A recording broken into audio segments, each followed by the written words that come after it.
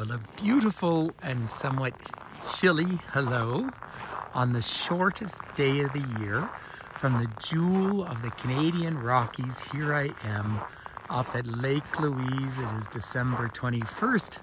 I came out here for sunrise, and indeed the sun did rise, so that's good news for the well-being of our society, I expect. It is, ladies and gentlemen, minus 40 degrees Celsius. So if you're a Fahrenheit sort of person, let me translate that. It's minus 40. It is that cold. We are in a massive cold snap here. And therefore, though, I have in many ways the lake nearly to myself, but there are some brave souls out ice skating on it. About 2 kilometers across the lake, and in the middle it's nearly 100 meters, 300 feet deep. Look at the ice carvings. It is just so beautiful. I was out here doing a live virtual tour, and I just thought I need to do a quick vlog, a quick YouTube, just to keep this here and to share the cold with all of you. Here are some of the sensitive species. The bears are all sound asleep right now. Seems pretty appropriate. And of course, they're just sleeping not because of a need to, they're sleeping because of the lack of food. And then wolverines are out and about. Cougars are awake, lynx are awake. But there's the Victoria Glacier at the back, but this is of course actually known as the Lake of the Little Fish in the Stoney Nakoda language. I am on Treaty 7 territory here. People have been living in this valley for around 13,000 years, of course. When did the last ice age end? Well, it hasn't ended, because that is a glacier up there, and that's all part of the last ice age, the last retreat of ice. I'm a little chilly out here. Minus 40 is cold. So I'm standing out by the chateau itself, one of the famous Canadian Pacific hotels. If you look up to the right up there, we can see a little beehive. Up in that valley is Lake Agnes. That's where the famous tea house is in the summer, and Mount Piran. But just coming back to the back of the lake here, if you went up over the top of that glacier, you would descend down across the Continental Divide and into British Columbia. So that is literally the Continental Divide.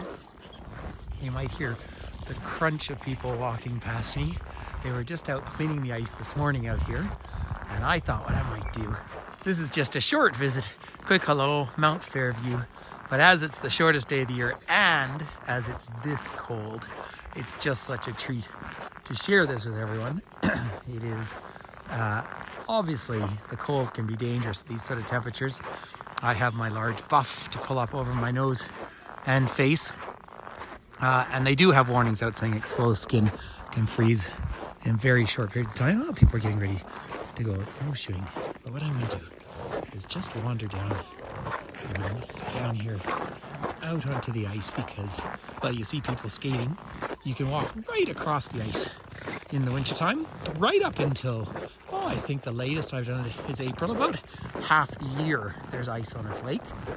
The freeze up happens pretty quickly, but when you come back in the summertime, if you fancy renting a canoe, you need a lot of money, but you can rent a canoe over here. Now, across the valley, Lake Louise is the highest permanent community in Canada, and across the valley is the Lake Louise ski area. But because it's minus 40, they're actually not even running today. It's just too dangerous for people to ski in those sort of conditions.